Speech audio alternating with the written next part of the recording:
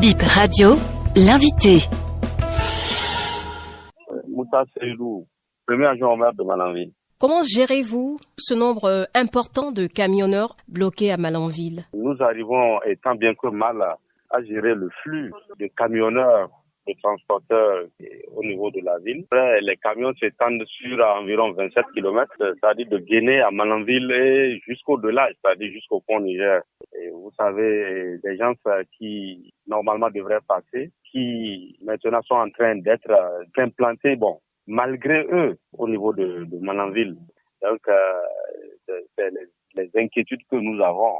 La mairie n'a pas le moyen pour nourrir tout cela. Donc, ceux-là se nourrissent eux-mêmes. Ça aura un impact sûrement négatif sur, disons, la population de Malanville. Ça ne va pas. Et au niveau des camionneurs aussi, ce que nous constatons, c'est pratiquement la débâcle, le désordre, la désolation. D'abord, il y a l'hygiène.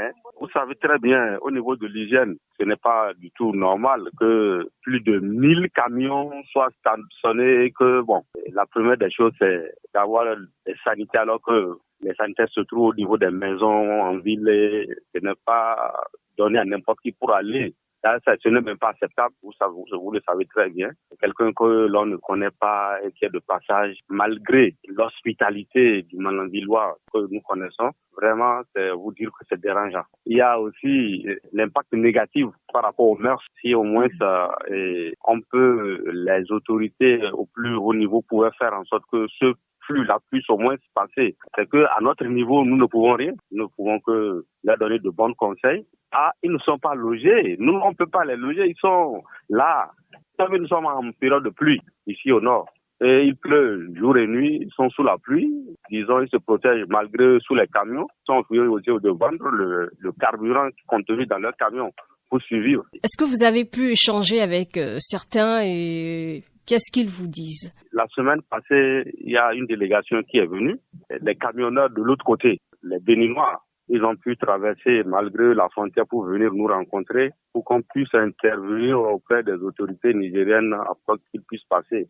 Malheureusement, nous n'avons pu rien faire dans ce sens-là. Alors, ces camions bloqués, est-ce un sujet abordé au sein du conseil communal et que faites-vous? Et nous sommes à pied d'œuvre.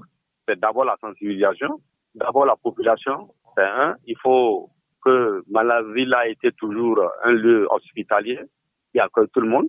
Donc, il faut que ce n'est qu'une mauvaise passe. Avec le temps, ça va passer.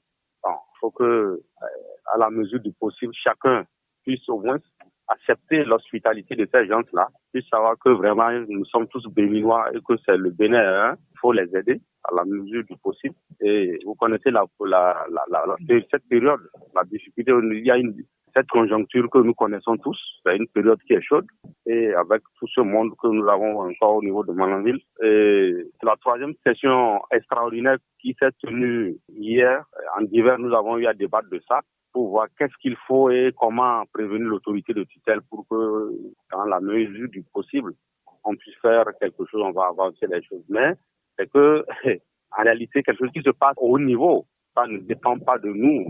Ça ne dépend pas non plus de notre gouvernement. Donc, nous sommes obligés d'obtempérer dessus. Sincèrement, j'ai fait un tour au niveau du poste juste à poser. Vraiment, et j'ai encore refait le sens inverse vers Guinée. Vraiment, ce n'est pas bien. C'est la désolation. Les apprentis qui ont fait, les chauffeurs qui n'ont rien à leur donner, et la personne ne peut pas déserter, laisser son camion. C'est impossible. Il n'y a même pas de quoi faire le voyage inverse. Donc, ils sont là. Et je vous l'ai dit, c'est la première des choses qu'il faut qu'il leur vienne d'abord vendre le carburant, le gasoil au niveau du véhicule. Et ça ne va pas durer. Monsieur le premier adjoint au maire, est-ce que vous savez ce qui se passe de l'autre côté de la frontière? De l'autre côté de la frontière, non. Parce que je ne suis pas allé de l'autre côté de la frontière. D'ailleurs, à leur tour, ils ont mis même, comment on appelle, un conteneur à travers la voie pour empêcher toute pénétration, infiltration de l'autre côté. Ça veut dire que même nos camionneurs ne peuvent plus sortir qui sont de l'autre côté, que ça soit d'ici ou de là-bas. Alors, pour finir, quel est l'impact de cette situation sur les marchés à Malanville?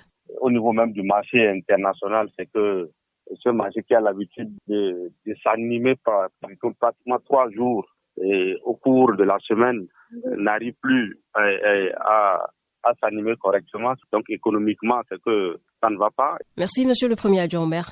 Je vous en prie. Bip Radio, première radio d'info en continu du Bénin en direct de Cotonou.